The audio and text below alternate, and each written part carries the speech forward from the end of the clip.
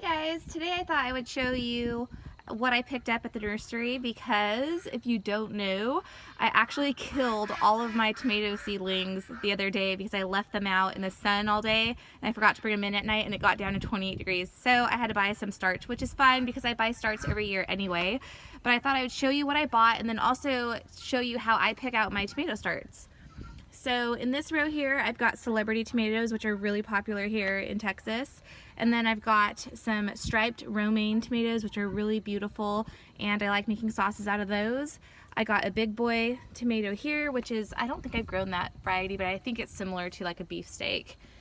Cherokee purple, I grow every single year. It's always a winner and a stunner. I've got the big beef, which is like a beefsteak tomato, which is our absolute favorite tomato variety for like snacking or hamburgers, salads, stuff like that. And then in this row, I've just got some random ones. I've got the super sweet cherry tomatoes, which are really great. We've grown those every year. Early Girl hybrid, I've grown that every year and I do like it. It's a nice medium-sized tomato. It's very uniform in shape and color. And then we've got Park Swapper, which is one I haven't grown yet, so we'll see how that one turns out. And another celebrity. So, some quick tips I want to give you for picking out tomato plants when you're buying from the nursery. And the number one tip that I always go by is the thickness of the stem. So you want a nice thick stem like this. You'll see smaller, thinner ones. Always pick the thickest one in the bunch. It doesn't matter how many leaves are on it. It doesn't matter how tall it is. All that matters to me is that it has a nice thick stem because that means it's getting plenty of nutrients, the plant is maturing nicely, and it's got more vascular tissue in that stem. So its chances of dying off from like a fungus are less likely compared to a smaller stemmed plant. Now, of course, if it's slim pickings, you're going to take whatever you can get and just plant those really deep. I usually will plant my tomatoes right up to the crown. I'll take off all of these extra leaves and I'll plant it that deep into the soil when I do end up planting it. A few other things you want to look out for is bug damage or any signs of diseases like spots on the leaves, things like that, especially if you see shriveling up leaves on the new growth, because that's usually a sign of herbicide damage, usually from dandelion herbicides, and those plants will never produce for you. So I would steer clear from any shriveling leaves that you might see on plants.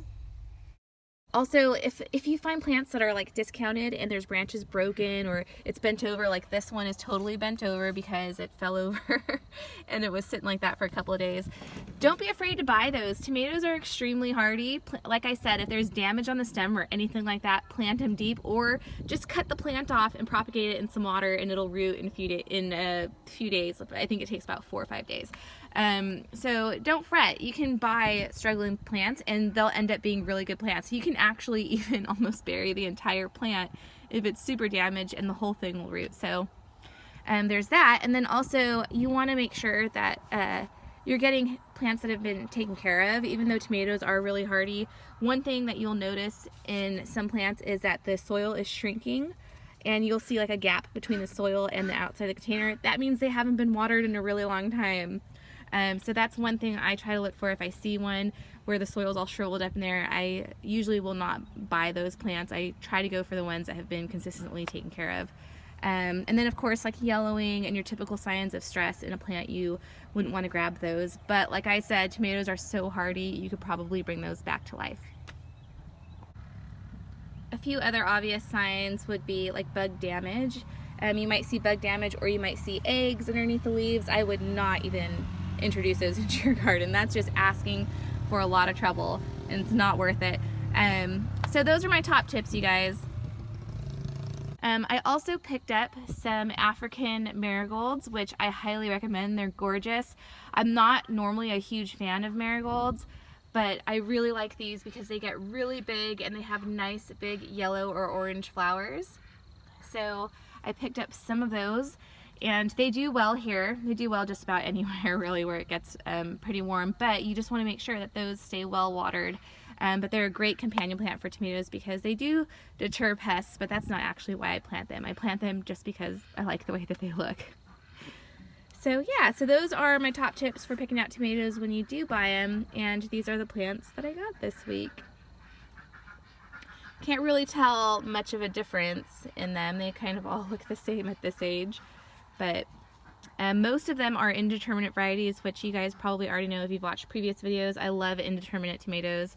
I just think they're so prolific. They do better in climates that are really hot, that get hot really soon. All of my indeterminate tomatoes produce all summer long, even when it's way past 95 in the summer, so that's why I like to grow them. Alright guys, thank you so much for watching this video.